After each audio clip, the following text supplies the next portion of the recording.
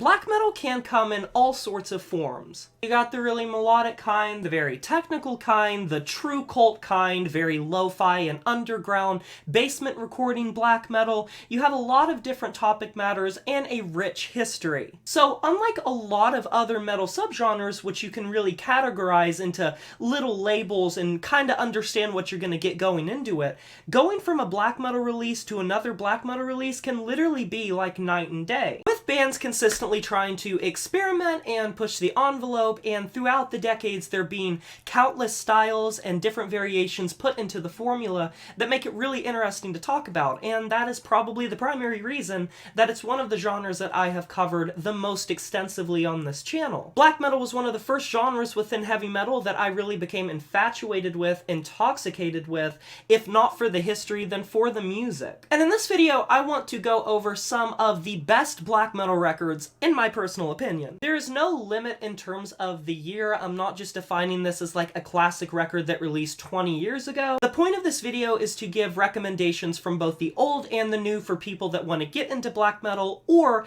just to spark a little bit of a conversation about the best black metal records for one reason or another. I won't go too in depth with any single one because I don't want to just sit and rant about each record for like 5 or 10 minutes, but I do want to know what your guys' favorite black metal records are down in the comment section below. It could be for any reason at all. Do you relate to it? Do you just enjoy the musicality? Is it something that's nostalgic or got you into the genre in the first place? You can let me know down in the comment section below, and we can get some recommendations from each other. But without further ado, let's get into the video. So the first release I'm going to be talking about is philosophe, if I'm pronouncing that correctly. I've genuinely never known how to pronounce it, from Burzum, and this might come as a little bit of a surprise considering I have a reputation as being a notorious Varg hater or whatever, but I've always said Varg is an incredible musician with plenty of groundbreaking, trailblazing ideas for black metal of all kinds, and is wildly influential. And this record being at sort of the capstone turning point of his life with his incarceration and the fact that when he got out he was doing a lot of different type of material, this thing really did incorporate the dark ambient low fidelity experimentation that Burzum was known for as a project and that Varg was known for as a musician. This record ended up being extremely influential to black metal and dark ambient music, lo-fi black metal, and stands as a testament of Varg's incredible songwriting and ability to approach songwriting in a way and see the world in a light that very few people are just able to see. And whether you agree with his politics or what he did, which I personally don't, I still very much appreciate him as a musician and think that he is massively respectable in terms of what he contributed to the black metal landscape on this album. And if you are going to step into a Burzum record, or it's a name that you've heard and want to try, I think this would be a fantastic place to start and gives you a good indication of what to expect from Burzum, as well as what the scene had to offer from this specific little quadrant of it at the time. Now, if you guys know me, you know I'm a whore for anything folk and Celtic and that sort of thing influenced, and that's why the next record is Agalloch's The Mantle. If you get in the black metal sphere for long enough, you will not only hear Agalloch's name, you will probably hear The Mantle tossed out as a great album recommendation, and that is for very, very good reason. The Mantle is a fantastic black metal record that borders on that atmospheric black metal veneer, but it has a lot of folk metal isms that makes it beautiful, that makes it harmonious, and Agalloch have always been one of the best black metal bands to really capture that atmosphere and capture that openness. And while a lot of bands really try to incorporate that folk influence, it oftentimes will end up coming out the other side sounding unbalanced, unfleshed out, or just not interesting to listen to. But The Mantle is packed with plenty of interesting ideas, great songwriting, great incorporation of different influences from different parts of the world at the time and black metal, and it is one of my favorite records and go-tos when I want to recommend someone to get into black metal, a record that I think is pretty accessible and digestible for someone that's outside of that niche or looking to get into more extreme stuff, and not too lo-fi and not too underground that it can't be enjoyed by someone that doesn't really know what to expect. On a similar note, I love checking out a variety of atmospheric black metal records in the current sphere and like folk influenced black metal, but I rarely hear a project do it as good as the solo project Seor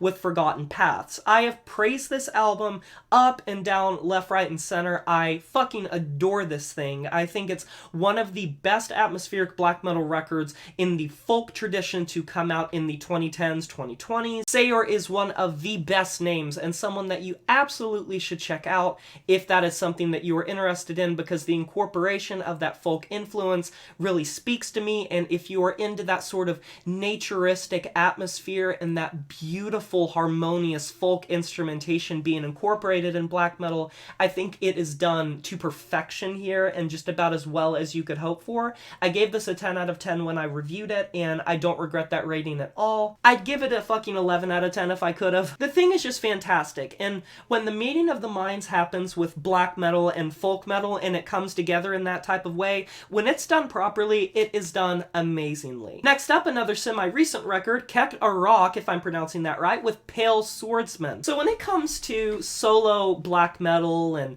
this sort of lo-fi approach to bringing back the old school in a very similar vein to how like the OSDM revival thing has happened with death metal, black metal has consistently attempted to make things more lo-fi and true cult, but very few records have been able to convincingly put it in such a way that feels like it could have come from the 80s, specifically the 90s, and you literally wouldn't have batted an eye. This thing is vintage in all the right ways. It doesn't feel phoned in. It is frigid. It is completely ice cold. And everything about the production, the construction of this album, feels like every single riff, every single idea was so meticulously put together that it paid homage to the past while still feeling very modern. But if you want something from the modern era that really does feel like it came straight out of the 1990s, like Norwegian underground scene, please, I implore you, check this out. Next up, I have to give a shout out to In the Nightside Eclipse by Emperor. This is a given for anyone that would check out a list like this, and all I have to say is I don't really have to give much of an introduction if this is a band or album that you are aware of. It is pretty much single-handedly the reason that symphonic black metal hit its stride in the mid to late 1990s and led into the 2000s, giving way to so much experimentation and influence for all these symphonic black metal bands that would come later. You wouldn't have gotten your Dimmy Borgirs if you didn't have your Emperors, and if you want to see where symphonic black metal pretty much came from and who were the hallmark band at the time for that and were doing some very creative things that you were really not hearing from many other bands whatsoever. And that's not to discredit any other symphonic black metal bands at the time, but this record put it on the map in such a way. And if you're in black metal for long, you will absolutely hear about this record. It has one of the most iconic album arts of any black metal album, and it is something that is very much a necessity and a must listen to if you want to get into black metal, or if for whatever reason you've missed it. I want to shout out to Hunters by Wolves in the Throne Room.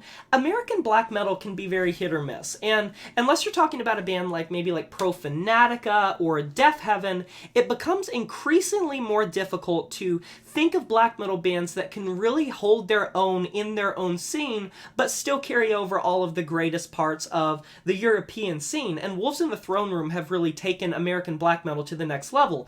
This is one of their earlier records, and there was very little digital editing done to this thing. It is extremely raw, but it has that sort of American black metal style that was coming about in the 2000s and 2010s. And even though Wolves in the Throne Room are one of the more popular bands within this genre of American black metal, I still think they don't get enough recognition for this record, because it was later on when they released, like, I believe it was Thrice Woven and Celestite, people started paying attention to them. But this record is fantastic. It is the perfect blend of low fidelity recording, but also well produced enough. It has a great natural, organic instrumentation to it. And people that have heard modern Wolves in the Throne Room, I definitely suggest going and checking this out if you haven't, because it's a great benchmark in their career. Similarly to Emperor, I have to put Transylvanian Hunger by Darkthrone on this list.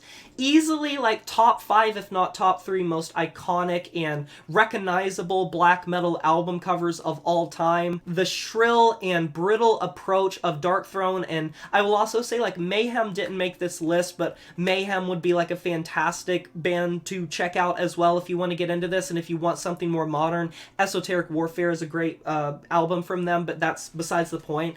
Darkthrone fucking incredible. They have always been one of the greatest black metal exports, period. They have always done it with such guts and glory and vigor and aggression. They don't really try to sound too desolate or too otherworldly or atmospheric. They hit you right in the fucking face with the most harsh sounding, ear-scraping black metal music. And this is one of the most important records to black metal, and one that has to have some respect put on its name. I kind of went back and forth a lot on what record I was going to include from this specific project, but I ended up going with Phallus Semen of a Sheltered Elite by The Ruins of Beverest. And you could also check out the full Grimoires, because I think that is also an amazing record, a near perfect record for like modern Ruins of Beverest. But Ruins of Beverest are a band that I feel like a lot of people just don't put the recognition on. Now, the Ruins of Beverest take on a very experimental approach to black metal. They incorporate a lot of doom and sludge elements and have much more of a slower paced, gloomier style that incorporates other influences besides just black metal. You could call them like a blackened band more than black metal, but I think at their core, they are a black metal band. And if you are not a fan of the constant rip-roaring ferocity of other bands, and you also don't want something that is too cookie cutter or much alike a lot of other things you'll hear, the Ruins of Beverest do a fantastic job of taking all of these different influences and putting them together in a really interesting fashion. More space inside of their compositions and more room to breathe to where it's not just one thing and nothing else, and they keep you guessing on the edge of your seat as to where they're gonna go next. Next up, Pesage d'Hiver with Involved. This is a record that I love to praise. I'm not the biggest fan of Pesage d'Hiver's back catalog and release after, but I think this is an odyssey, and if you want to set aside some time to check this thing out, it is literally one of the longest experiences you'll have from an album. It's full to the brim of extremely, like, thick-walled lo-fi black metal with field recordings and static and distortion. It feels like you are listening to black metal through like a layer of fog and smoke and smog, and it could be an acquired taste for some people, but if you find yourself enjoying more of the less well-produced things within black metal, I think this thing is fantastic. And anytime I kind of just want a full-body experience, this is one of my go-to black metal albums, because it embodies and invokes so many emotions that you rarely feel because it has so long to seep into you and seep into your veins. It's a lot like Bell Witch's record Mirror Reaper. You are spending so much time with this that it is like a feature-length film. It lulls you into a trance and it doesn't really let go of you. So a name that you will hear brought up in the underground debate so much that I think it's become a mainstream black metal thing is the band Summoning. And if you are unfamiliar with them, they have this Tolkien sort of inspired epic medieval fantasy sort of vibe to black metal that takes like the dark ambient side of black metal and the medieval side of black metal and incorporates it in a really interesting style. But Summoning walked so another band could run, and that project is Kaladan Brood. Kaladan Brood with Echoes of Battle is one of the most glorious records you will hear from the epic medieval tradition of black metal. Black metal's obviously very infatuated with the idea of taking a style and putting in these fantasy elements and these Tolkien elements, sci-fi, and all these sort of different influences from like high fantasy and dark fantasy, and it's a lot of fun. And Echoes of Battle successfully gives me a feeling that I don't think I get with like any other black metal releases, not even from Summoning, because this thing is so epically produced, so theatrically made, and it is a little melodramatic. It definitely sits in the crossroads of like melodrama and seriousness, but it doesn't try to be too grounded in reality. It is just unapologetically over the top. But I think it's an experience you will not get and rarely see from this type of style of black metal, and that is a surprise considering just how many like medieval black metal records you hear. If you are wanting to get into black metal and you want to see where the genre came from, Bathory's self-titled album and Venom's record Black Metal are pretty much the debated on two records that everyone talks about. Who made black metal? Who was the first to actually do it? And it pretty much comes down to these two. In a similar fashion to how Death and Possessed are debated on incessantly about which one was the first official true blue death metal band and made the first death metal record, Bathory and Venom are kind of held to the exact same standard. Both of these records take sort of the thrash metal influence and speed metal influence of the late 70s going into the early 80s and took that thrash metal influence in a different direction than death metal did.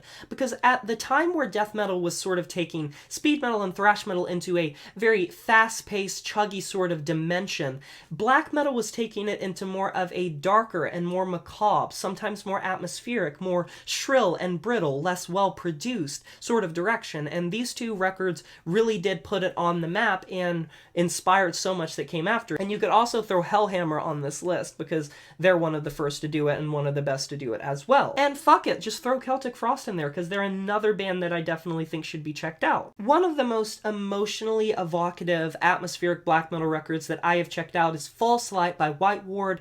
I am about to list off two more recent records because I think they are two of the best to do it in atmospheric black metal right now, and this record is so haunting and so beautiful. It's not really demonic and evil, it is much more on the beautiful, lonesome, desolate, gonna fuck you up emotionally side of things, and if that is something you want to check out, definitely do it, because it really embodies a lot of those emotions of that outsider feeling and that lonesome winter feeling. Don't let the abstract, very calm album art fool you. This thing will stick with you. In a similar way to how Portraits by Perennial Isolation will also linger with you. These are both records that I sort of thought about for weeks after I listened to them. They stuck with me and I kept going back to them because they are on that side of black metal that showcase human emotion and the human tragedy, the human condition in a way that very few other genres are able to successfully do. Much like White Ward were able to do with False Light, Perennial Isolation